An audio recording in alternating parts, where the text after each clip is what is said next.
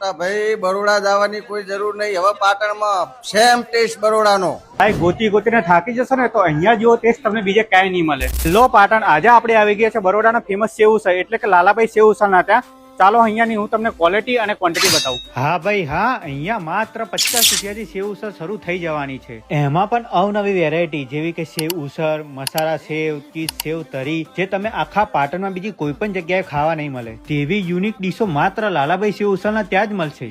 Guys, તેમની બનાવવાની રીત જ કંઈક યુનિક છે અને તેમની સેવની તો વાત જ ના થાય. તો મેં પણ આજે એમના સેવ ઉસળ ટ્રાય કર્યા. તમે જોઈ શકો છો એકદમ સોફ્ટ પાવ છે.